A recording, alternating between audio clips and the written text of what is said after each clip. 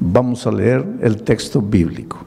El texto bíblico dice así: Pablo, prisionero de Jesucristo, y el hermano Timoteo, al amado Filemón, colaborador nuestro, y a la amada hermana Apia, y a Arquipo, nuestro compañero de milicia, y a la iglesia que está en tu casa.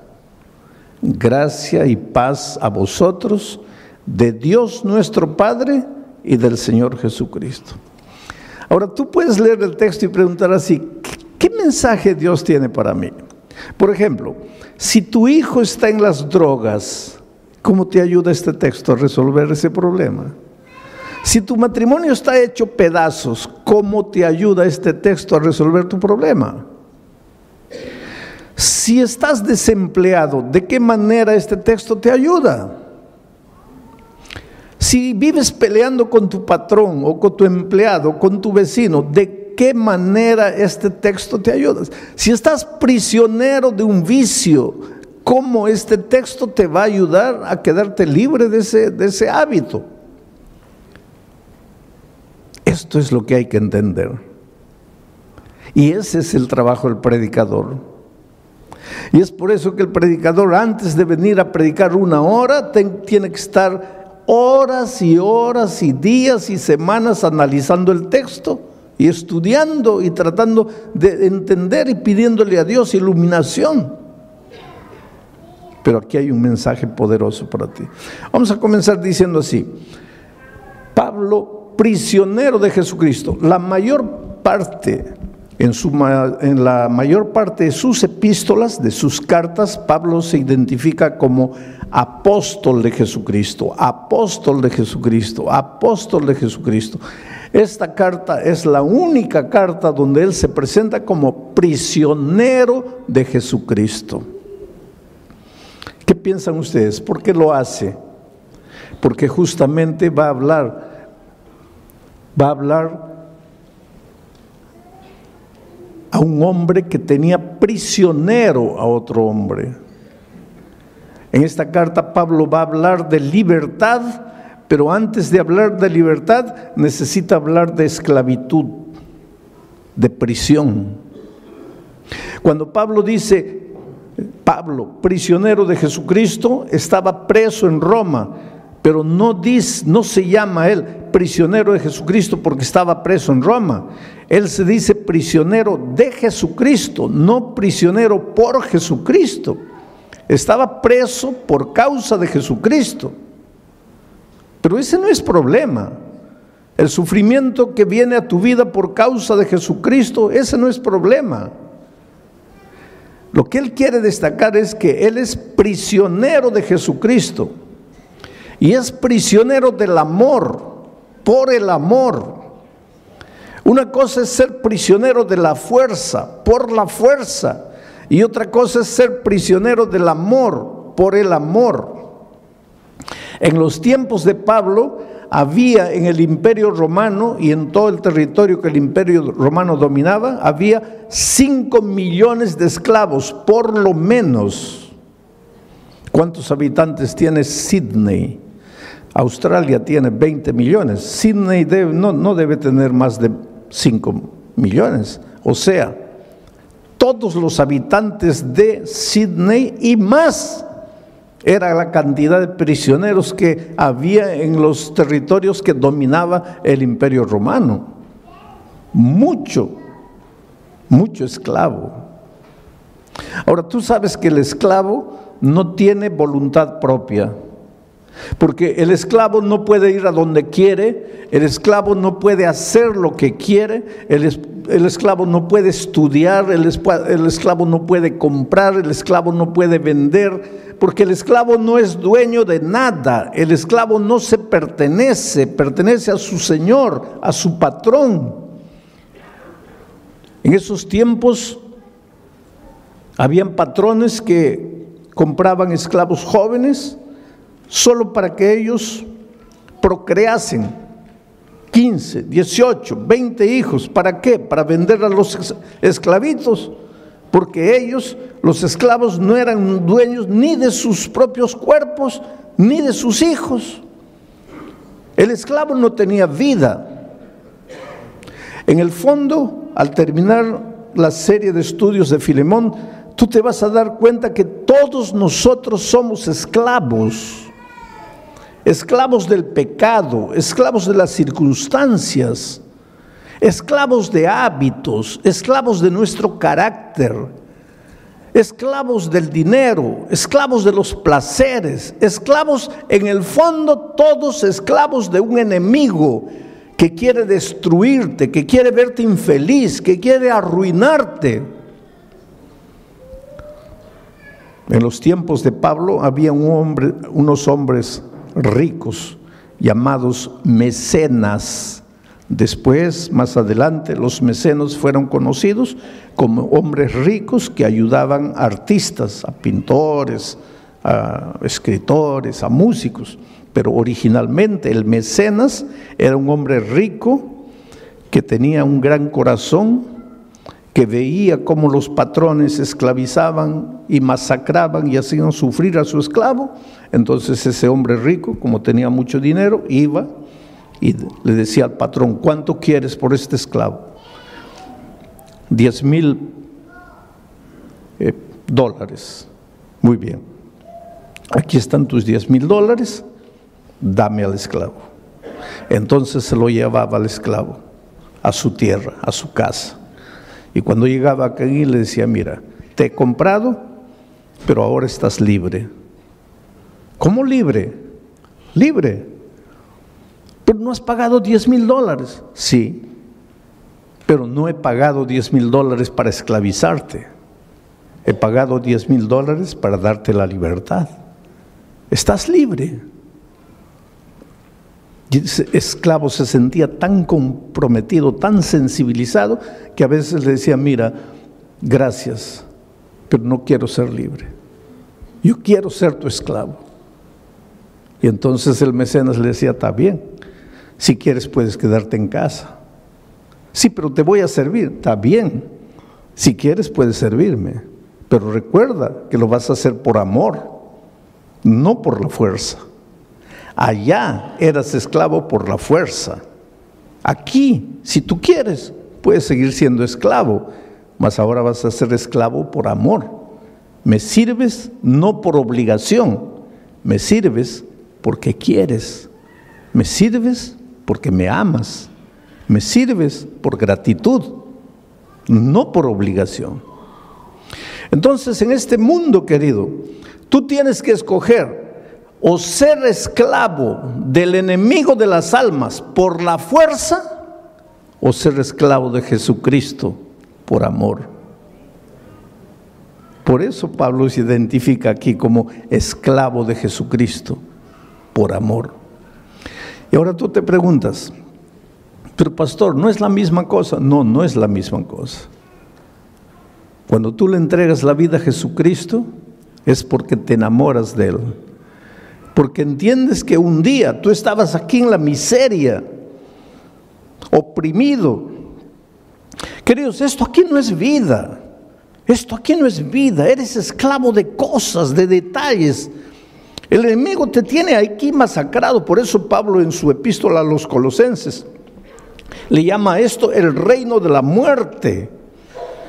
Tú te escapas del Señor Jesucristo, vienes para esta tierra pensando que vas a ser libre y te entregas al reino de la muerte. Aquí no eres feliz. Aquí tu hogar se destruye. ¿Por qué? Porque tú mismo estás destruido por dentro. Y Jesucristo viene, ingresa al reino de la muerte y te compra, no con oro ni con plata, no te compra por 10,000 dólares, te compra con su sangre preciosa y te lleva al territorio de la vida y te dice: hijo, ya pagué el precio, ya no necesitas vivir sufriendo como antes, estás libre. Y ahora tú amas al Señor Jesucristo y le dices: Señor, está bien, estoy libre, pero te voy a servir, pero te voy a servir por amor. Vamos a seguir analizando el texto. Dice Pablo, prisionero de Jesucristo. Y el hermano Timoteo, que ayudaba como secretario a Pablo, escribe al amado Filemón, colaborador nuestro, al amado Filemón. No era amado de Pablo, aunque Pablo lo amaba. En el fondo, Filemón era amado del Señor Jesucristo, amado de Dios. Y esta es otra de las cosas que tienes que entender. Tú eres amado de Dios, tú eres precioso para Dios.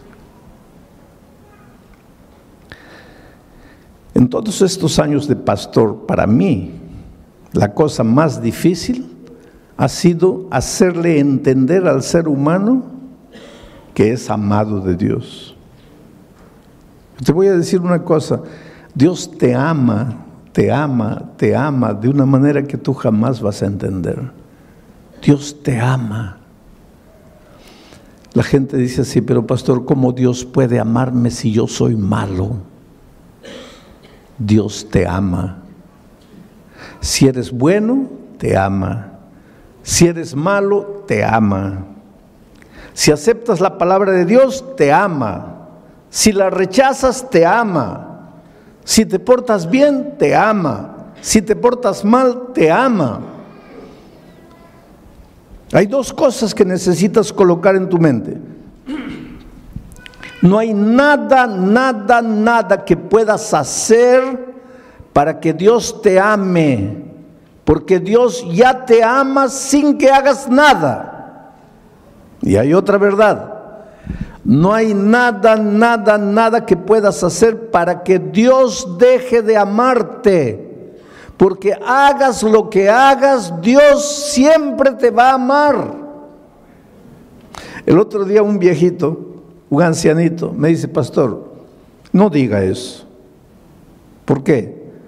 Porque si usted dice eso, los pecadores van a decir, pues si Dios me ama, entonces ¿para qué me preocupo? Ya Dios me ama.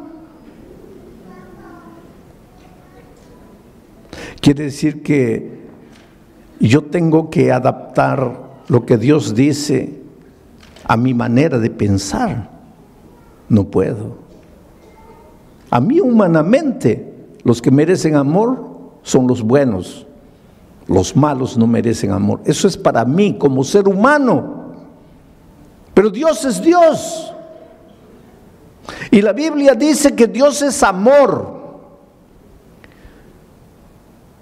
No dice que Dios tiene amor, dice que Dios es amor. Yo creo que los seres humanos difícilmente logramos entender esto, porque para nosotros los hombres, aquí está Dios y aquí está su amor. Pero desde el punto de vista bíblico, Dios está aquí y su amor. No hay separación entre Dios y su amor. Dios es amor. Y para que entiendas bien esto, te voy a hacer una ilustración tonta, porque esta ilustración es tonta. ¿De qué está hecho este púlpito? De microfibra. ¿De qué está hecho mi traje? De tela. ¿De qué está hecho mi zapato? De cuero. ¿De qué está hecho este micrófono? De metal. Y ahora viene la pregunta tonta. ¿De qué está hecho Dios? Pues es una tontería, Dios no está hecho, Dios es Dios. Pero solo para que entiendas, y si estuviera hecho Dios, ¿de qué estaría hecho? ¿Cuál es la sustancia de su ser? ¿Cuál es la esencia de su ser? Pues Dios es amor. Por lo tanto, cuando tú dices, si te portas mal, Dios te va a dejar de amar, ¿qué tontería estás diciendo? Estás diciendo, si te portas mal, Dios va a dejar de ser amor. Dios nunca va a dejar de ser amor. Dios nunca va a dejar de amarte. Él es Dios, Él es amor. Él jamás te va a dejar de amar. Entonces, pastor, no necesito preocuparme porque ya estoy salvo. No digas eso. Porque yo te estoy hablando del amor de Dios, no te estoy hablando de la salvación. Hay mucha gente que se va a perder a pesar del amor de Dios. Porque el amor de Dios no te va a salvar. Para salvarte necesitas aceptar experimentar el amor de Dios. Y cuando tú estás aquí en el territorio de la muerte, tú no quieres a Dios. Dios te ama. ¿Acaso Dios no dice, no quiero la muerte del impío, sino que se arrepienta y regrese? Pues aquí está Dios, no quiere tu muerte. Pero si tú estás en el territorio de la muerte y no aceptas a Dios, pues te vas a morir. No porque Dios dejó de amarte, sino a pesar de que Dios te ama. Querido, nunca te preguntes, ¿dónde está Dios cuando el dolor llega a tu vida? Porque Dios está siempre en el mismo lugar. No es Dios que te deja, eres tú que deja a Dios. No es Dios que te abandona, eres tú que lo abandonas. No es Dios que se separa de ti, eres tú que te separas de Él. Dios está siempre llamando, llamando, llamando. Desde el Génesis hasta el Apocalipsis, Dios llama. En el jardín del Edén, Adán, ¿dónde estás tú? En el libro de Apocalipsis, el último capítulo, las últimas palabras, y el Espíritu y la iglesia digan, ven, y el que oiga, venga, y el que tenga sed, venga y beba del agua. Llamado, Dios llama, hijo, ven, ven, ven. ¿Por qué? Porque tú estás aquí, tú te has separado de Dios, tú te has venido aquí, y aquí tú puedes hacer lo que quieras para ser feliz, pero siempre vas a estar vacío. Llega la noche, no puedes dormir, tienes ganas de llorar, no sabes por qué. Te esfuerzas, nada te sale bien. Te casas lleno de amor, en poco tiempo tu hogar está destruido. Traes al mundo un hijo con alegría, lo educas, lo amas. Cuando llega a grande, él se destruye solo. No sabes qué hacer, no tienes paz. ¿Por qué? Porque estás separado de Dios. Aquí en el territorio de la muerte puedes hacer lo que quieras. Nunca vas a estar completo. Necesitas devolverte al Señor Jesucristo. Aquí eres esclavo del enemigo por la fuerza. Necesitas ser esclavo del amor por el amor. Y eso es lo que Pablo dice. Pablo, prisionero de Jesucristo, y el hermano Timoteo, al amado Filemón, colaborador nuestro, y a la amada hermana Apia y Arquipo, nuestro compañero de milicia. ¿Quién era Apia, esposa de Filemón? ¿Quién era Arquipo, hijo de Filemón y de Apia? Interesante que Pablo dice que en la casa de ellos había una pequeña iglesia. La iglesia cristiana en sus orígenes no construyó templos. Tú sabes que el primer templo fue construido por un emperador muy conocido por nosotros, porque ese emperador tuvo dos ideas, entre comillas, extraordinarias para él y para el enemigo de Dios. ¿Sabes cuáles fueron esas dos ideas? La primera idea, cambiar el día de reposo del sábado para el domingo. ¿Cómo se llamó ese emperador? Constantino. Pero él tuvo una segunda idea, construir un templo,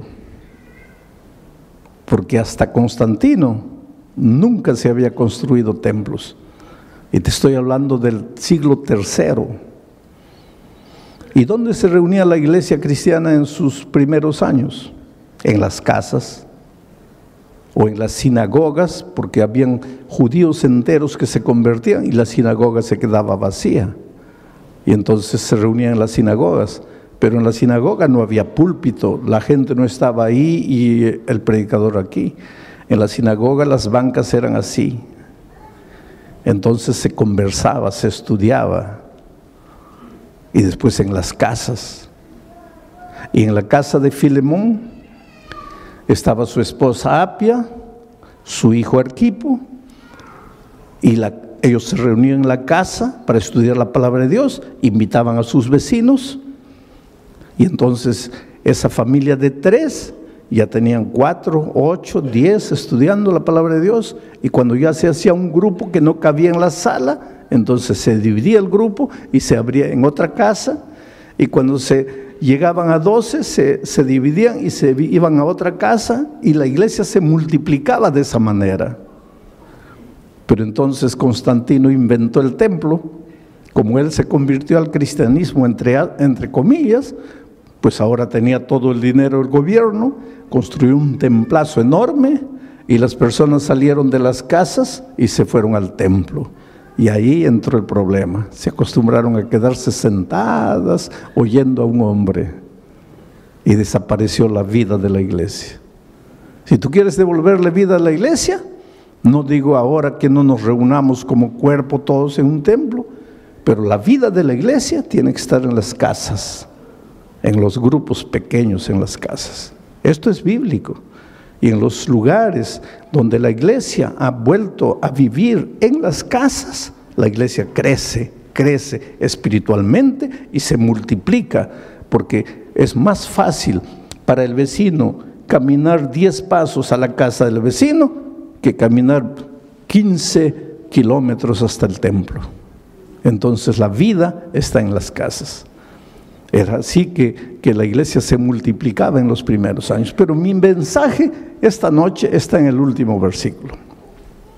Gracia y paz a vosotros, de Dios nuestro Padre y del Señor Jesucristo. Esa no es una simple manera de saludar, gracia y paz. Allí está la esencia de la vida cristiana. Porque para ser feliz en la vida, para ser próspero, necesitas primero paz. Un hombre que no tiene paz, una mujer que no tiene paz, no puede ser vencedor. Si tú te preguntas, pastor, ¿por qué nada me da resultado en la vida? Yo te respondo en el nombre de Jesucristo: no tienes paz en tu corazón.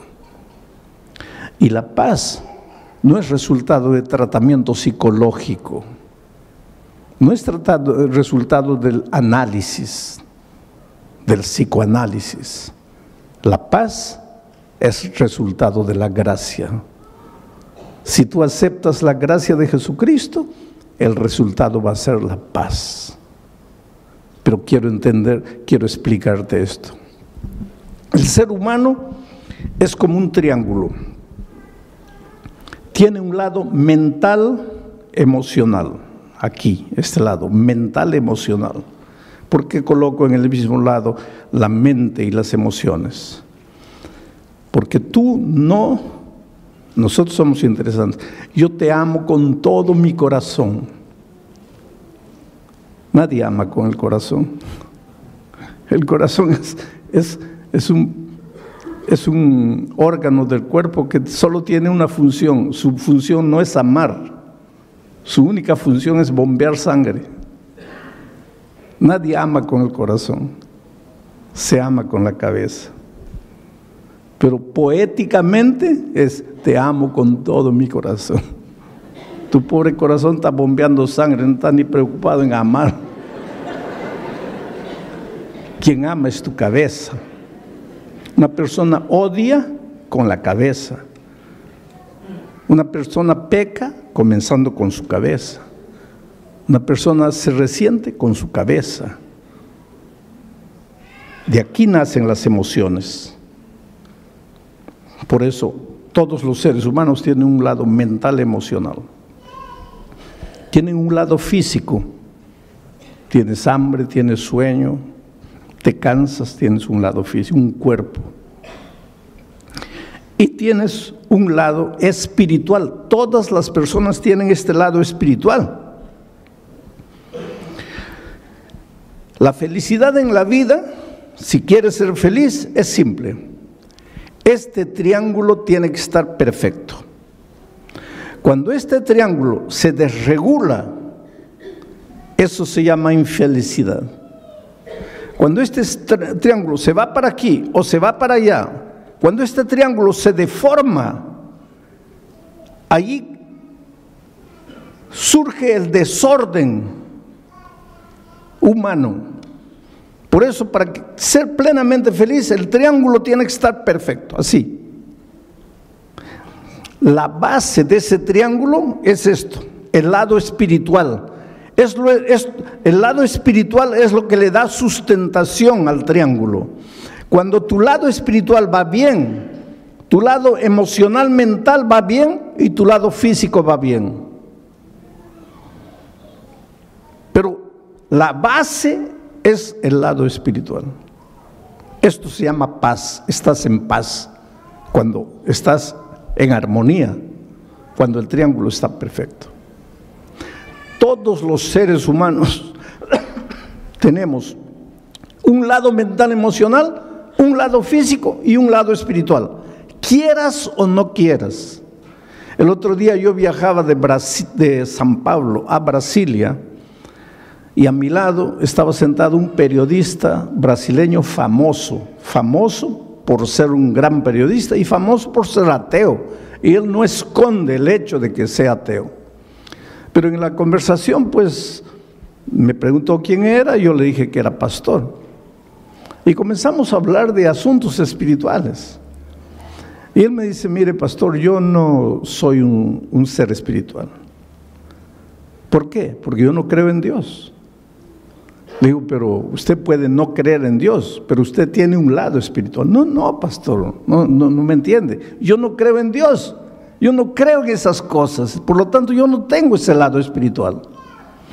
Hay mucha gente que piensa así, no, yo no tengo el lado espiritual. No, eso no depende de ti, querido. Eso no depende de ti. Tú estás vivo, entonces eres un ser mental, emocional, físico y espiritual, aunque no quieras. Por ejemplo, si tú me dices, pastor, yo no tengo el lado físico, yo no tengo hambre. Está bien, puedes decir, pero vas a tener hambre. No, yo no creo en el hambre. Está bien, puedes no creer, pero vas a tener hambre. Pero pastor, yo puedo escribir un libro diciendo que el hambre no existe, pero cuando llega la hora de comer, vas a tener que comer, porque eso no depende de ti. No eres tú. Dios te ha hecho así. Tú odias, tú amas, porque tienes un lado espiritual. Tú tienes hambre, tú te cansas, tú duermes, porque tienes un lado físico, no depende de ti. Y tú tienes un lado espiritual, no depende de ti, lo tienes. ¿Sabes cuál es la tragedia del ser humano? Que hace todo para desarrollar su lado mental, emocional. Hace todo para desarrollar su lado físico, pero no hace nada para desarrollar su lado espiritual. Y sin embargo es el lado espiritual que sustenta la unidad de su ser.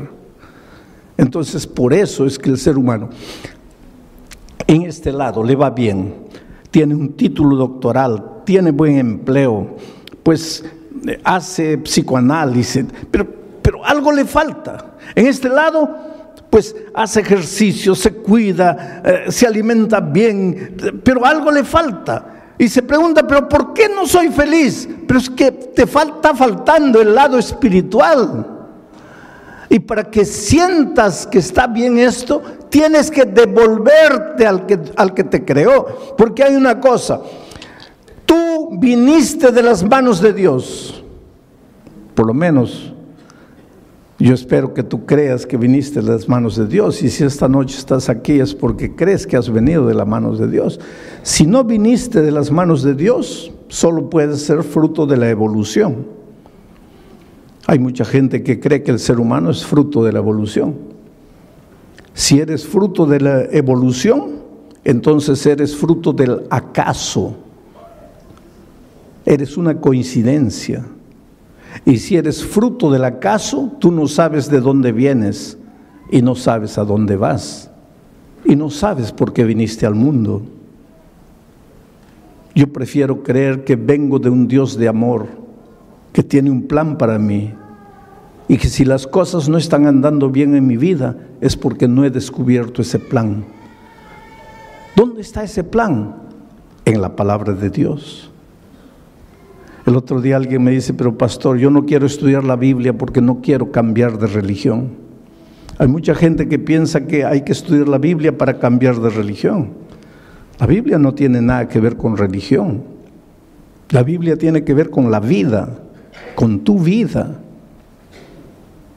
Por eso Pablo, cuando empieza su carta, dice, te deseo paz, pero nunca vas a tener paz si primero no tienes gracia? ¿Qué cosa es gracia? Viene de la palabra gratis. No tienes que hacer nada para salvarte. No tienes que comprar la paz. No tienes que comprar el sueño. No tienes que comprar el amor. Tú no eres salvo porque merece. Nadie merece. Todos estamos destituidos de la gloria de Dios. Todos hemos pecado. Tú necesitas gracia. Tú necesitas ser amado. Tú necesitas devolverte. Tú necesitas reconocer que lejos de Jesús nunca serás feliz.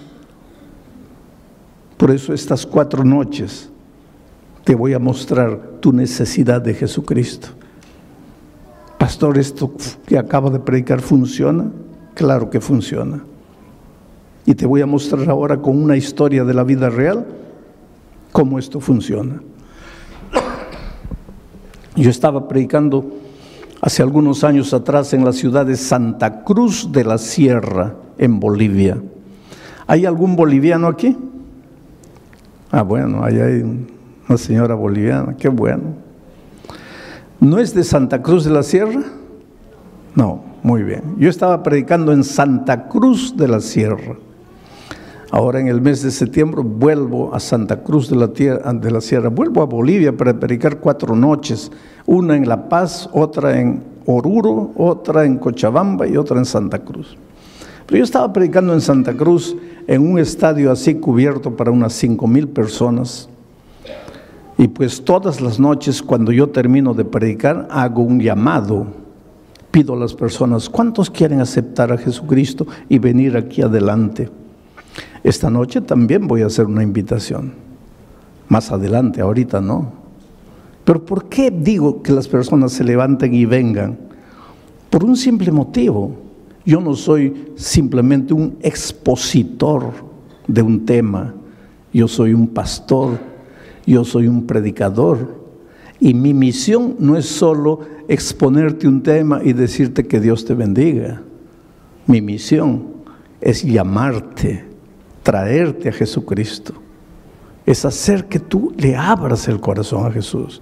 Y es por eso que al final de mi mensaje siempre digo, ¿cuántos quieren levantarse y venir y entregar la vida a Jesucristo? Y eso es lo que hice allá en Santa Cruz de la Sierra. Y la primera persona que se levantó fue un borracho, un ebrio. Pero no era un ebrio porque hay un ebrio que se puede controlar. Este pobrecito estaba acabado por la vida. Y vino por el corredor así, todo tambaleándose. Y pues lógicamente que la gente comenzó a reír, porque seguramente pensaba, ese pobre hombre no sabe ni entiende lo que está haciendo. Y el pobrecito vino aquí y se paró aquí y ni podía estar firme, aquí también estaba todo así. Y lloraba. Y pues tampoco eso es raro, porque los borrachos lloran por todo, ¿no? Entonces estaba ahí llorando. Pero lo que me llamó atención es que era un andrajoso, ropa sucia. Se notaba que esa ropa no salía de su cuerpo hace meses. Todo mugriento. Cabello largo, sucio. Barba. Y olía mal, olía feo. Porque después de él, mucha gente comenzó a venir. Pero cuando llegaban cerca de él, así con discreción se retiraban un poco distante, porque no podían aguantar el olor de ese hombre. Horrible. Pero ahí estaba él. Bueno, terminó esa noche. La siguiente noche dije así: los que anoche se han levantado, ya no se levanten hoy, porque anoche ya se levantaron. Hoy día yo quiero que se levanten solo los que no estuvieron anoche. A ver, ¿quién es la primera persona que se va a levantar? ¿Y quién aparece ahí atrás? El borracho nuevo. Y llega aquí. Y pues la gente ahora sí se largó a reír, porque dijo, ahí está la prueba de que no entiende nada. Porque si el pastor dijo que los de anoche ya no se levantan y él vuelve a levantarse, pues está borracho. La tercera noche, pregunto, ¿quién es la primera persona? Y yo pensé, el borracho va a aparecer. No apareció. La otra noche no apareció, bueno, pensé ya no vino más. Pero la última noche hice otra invitación. Dije, mire, todas las noches les he llamado para que ustedes se levanten y vengan y le entreguen la vida a Jesucristo. Pero esta noche quiero invitarles, ¿cuántos quieren bautizarse? Y la primera persona que se levantó fue un hombre, camisa blanca, pantalón jeans, y traía una Biblia en la mano, y venía así. Y llegó aquí al frente. Se notaba que estaba bien peinadito porque se había echado bastante gel en la cabeza, su cabello estaba duro. Y aquí al frente con su Biblia así lloraba y lloraba y lloraba. Mucha gente vino esa noche. Y yo le dije, espera, yo te conozco a ti. Y él levantó la cabeza y dice, pastor, el borracho soy yo. Pero no estaba borracho. Estaba sano, se había bañado, se había cortado el cabello, la barba. Estaba bien vestido. Bueno, terminó aquella noche, comenzó el bautismo, yo me fui al camarín, estaba sentado ahí. Cuando salgo lo veo en el corredor, llorando. Y me acerco y le digo, oye, ¿qué fue? Y él dice, pastor, es que yo quise bautizarme esta noche, pero los hermanos no quieren. Dicen que si el domingo yo he estado borracho, ¿cómo me voy a bautizar hoy día? Ellos quieren que yo espere. Y él dice, sí, yo entiendo, pastor. ¿Quién va a creerme? ¿Quién va a creer en mi conversión si hace 5 días yo estaba borracho? Lo que nadie sabe es mi historia, pastor. ¿Qué historia? Me dice, pastor, yo tenía 20 años, 21 años. Era un ingeniero bien empleado en una de las mejores empresas mineras de mi país. Una carrera profesional brillante. Me casé con otra niña de 20 años. Nos fuimos de miel. Y cuando regresábamos, yo dormité en el tránsito, en el volante. El carro salió, caí a un abismo. Mi esposa murió y yo salí vivo. Y este hombre comenzó a llorar más y dice, pastor, yo maté a mi esposa. Le digo, pero muchacho, me acabas de decir que fue un accidente. Fue un accidente, pastor. Pero quien estaba manejando el carro era yo. Quien dormitó fui yo. Quien tenía que morir era yo. Pero yo salí vivo y mi pobre esposa murió. Ese día se acabó mi vida, pastor. Ya no me interesó nada. En ese tiempo yo no tenía a Jesucristo. Y un hombre sin Jesucristo, ¿qué puede hacer? Pues yo hice lo que todo hombre que no tiene a Dios hace. Me entregué a la bebida, comencé a beber. En 6 meses, después de muchas advertencias, perdí el empleo por causa de la bebida. A mí no me interesaba nada. Pastor, estamos cumpliendo ahora, este año, 30 años de aquel incidente. 30 años. Yo perdí el empleo, me escondí de la familia, me vine a Santa Cruz. Yo no vivo, pastor, yo soy un animal. Yo nunca me baño, yo nunca me cambio de ropa. Yo casi ni como, pido limosna para comprar bebida. Yo vivo permanentemente borracho. Hace 30 años yo no paro de beber un día. Duermo en los cementerios, duermo en la calle. Y el domingo, ¿sabe por qué entré? No, yo no quería escuchar palabra de Dios. Yo entré porque estaba lloviznando. No tenía dónde esconderme la lluvia. El único lugar abierto era el Coliseo. Entré, me senté allá atrás. Yo estaba borracho, totalmente borracho. Pero yo me di cuenta de todo y yo entendí todo lo que usted predicó. ¿Cómo entendiste? Pastor, cuando usted dijo así, Esta noche solo tienes dos caminos. El primer camino es levantarte y volver a la casa y continuar viviendo la vida que has vivido hasta hoy. Pastor, ese camino para mí no existía. Yo me iba a levantar para volver a qué casa si yo no tenía casa. Para continuar viviendo la vida. ¿Qué vida si yo no tenía vida? Por lo tanto, ese primer camino no existía para mí. Ahí usted dijo, hay un segundo camino. Levantarte y venir aquí y entregarle la vida a Jesús.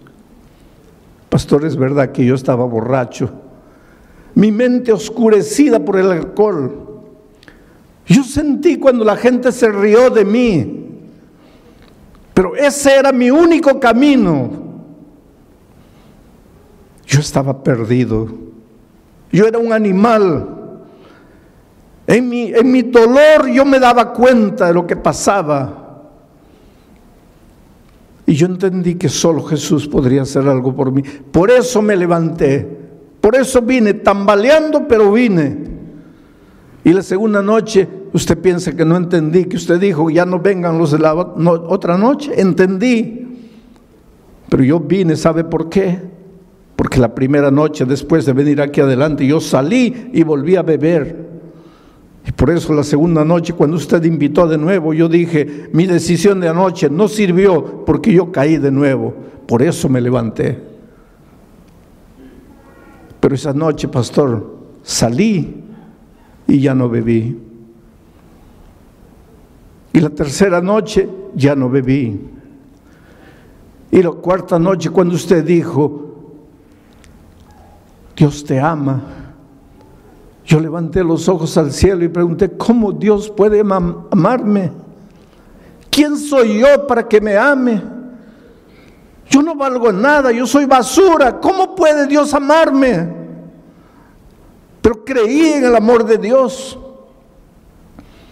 Y vine la siguiente noche, y vine la otra noche.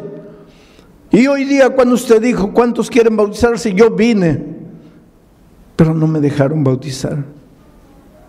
Y había un hombre que estaba ahí, escuchando todo, y vino y lo abrazó y le dice, hermano, perdóname. El que dijo que no podía bautizarte fui yo, pero es que no conocía tu historia. Realmente Dios hizo un milagro por ti. 5 años después yo regresé a Santa Cruz de la Sierra para predicar en ese mismo coliseo. Y cuando llegué al coliseo, mucha gente, miles de personas entrando, y había un hombre de chaleco fosforescente, con un radio en la mano, con una linterna en la otra, corría de un lado para otro, daba órdenes, cierren aquella puerta, abran la otra, eso, y aquí, corre para allá. Y cuando llegó mi carro, él comenzó a transmitir, llegó el pastor, abran la puerta de atrás y tal. Y el pastor me dice, pastor, ¿se acuerda de este hombre? No, es el borracho de 5 años atrás. Ahora está coordinando todo el sistema de seguridad del evento, transformado por Dios. Está bien empleado. En esa época estaba de novio, se iba a casar. Ahí yo me pregunto, ¿quién es Jesús? ¿Quién es Jesús? Que te encuentra en la vida destruido, acabado. Tal vez no como este borracho, pero te encuentra con tu vida hecha pedazos. Te esfuerzas para ser feliz, te esfuerzas para salir, te esfuerzas para vencer, pero cuando llega la noche te sientes solo. Te preguntas, ¿qué hago en esta vida? ¿Para qué vine? ¿Para qué nací? ¿Quién es Jesús capaz de encontrarte donde estás y transformarte por completo? Por eso Pablo dice, gracia y paz. ¿Cómo vas a tener paz si no entiendes lo que es gracia? ¿Cómo vas a entender lo que es gracia si no sabes lo que es el amor de Dios? Esta noche yo te digo en el nombre de Jesucristo, déjate amar. Déjate amar. Ven a Jesús como estás. Entrégale tu vida, ríndete a Él. Deja de lado tus preconceptos.